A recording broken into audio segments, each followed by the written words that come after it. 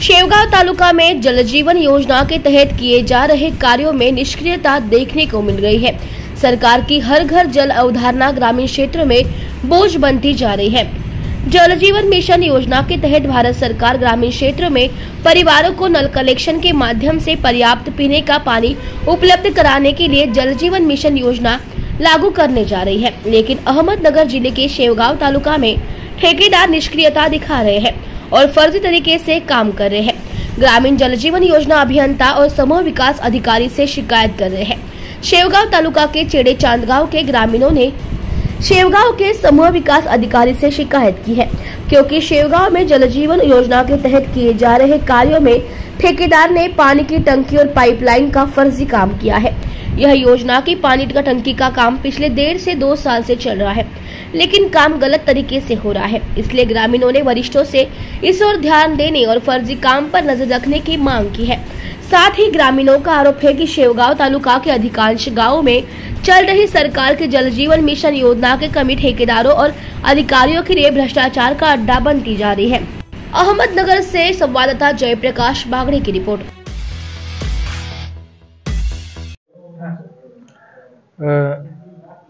मौजे चेडे चांदगाव तालुका शेवगाव येथील जलजीवन मिशनच्या कामाच्या संदर्भात ग्रामस्थांनी तक्रार अर्ज या कार्यालयात सादर केलेला आहे।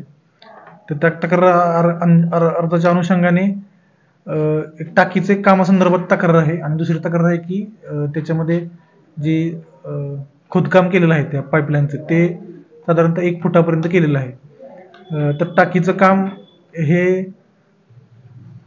जे पहिल्या प्रमाणे केलं होतं, एस्टिमेट प्रमाणे केलं होतं, त्याच्यामध्ये काही टेक्निकल एरर राहिलेले, त्यामुळे आपण ते काम पूर्ण पाडलेलं आहे आणि ते नव्याने काम सुरू केलेलं आहे आणि ते टाकीचं काम पूर्ण होण्याची प्रक्रिया होऊन जाईल। म्हणजे ते माझं अभियंत्याशी बोलणं पण झालेलं आहे या संदर्भात।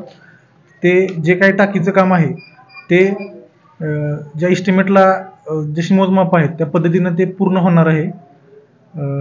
तसेच जे काही चारीचं खोदकाम आहे ते 1 फूट आहे किंवा 1.5 फूट असं या तक्रार अर्जामध्ये नमूद केलेलं आहे। तर त्याही प्रकारच्या त्या संदर्भात मी अभियंत्यांशी बोललेलो आहे आणि ते एस्टिमेट प्रमाणे 3 फूट खोल ती पाईपलाईन असावी या संदर्भात आम्ही ठेकेदारांना सूचना पण आमच्या स्तरावरून दिलेल्या आहेत। तर स्वतः मी आमच्या शाखा अभियंत्यांना आणि जलजीवन मिशनच्या काम बघणाऱ्या आमच्या उपअभियंत्यांना मी त्या साईटवरती व्हिजिट करायला सांगेन आणि जर तसं असेल तक्रारीमध्ये नमूद गोष्टी जर सत्य असतील तर आम्ही त्या रेक्टिफाय करू आणि प्रॉपर 3 फूट खोल म्हणजे चर खांदूनच त्याच्यामध्ये पाईपलाईन होईल या पद्धतीने आम्ही कार्यवाही करू। जगन्नाथ नागरे, राहणार चेडे चांदगाव।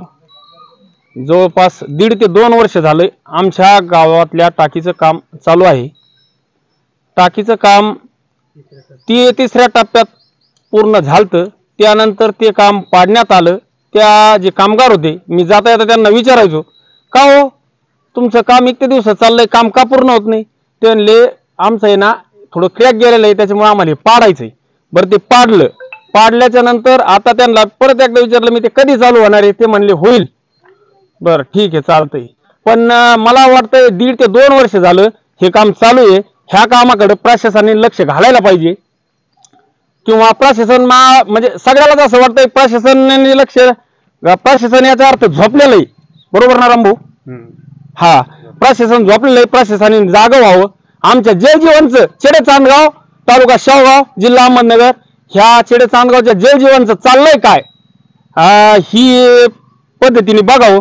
हे कॉन्ट्रॅक्टर कोण आहे काय आहे याची आम्हाला नागरिकाला माहिती नाही, ज्यांनी घेतलेले लक्ष म्हणजे आमच्या नागरिकाचं लक्ष ठेवायचं काही संबंधच येत नाही, हे प्रशासनाचं काम आहे लक्ष घालायचं, बरोबर आहे का नाही?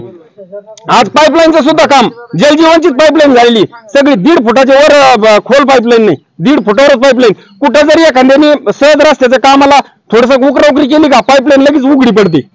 याला कारणीभूत कोण? प्रशासन। पाण्याची टंचाई भरपूर आहे आमच्या पाण्याची, आणि चेडे चांदगावला पाण्याची टंचाई इतकी भरपूर आहे का ते फक्त जे लोक प्रश्न मांडते त्यांनाच माहित, बरोबर ना रामभाऊ? बरोबर आहे। एवढं बोलतो मी, माझे 2 शब्द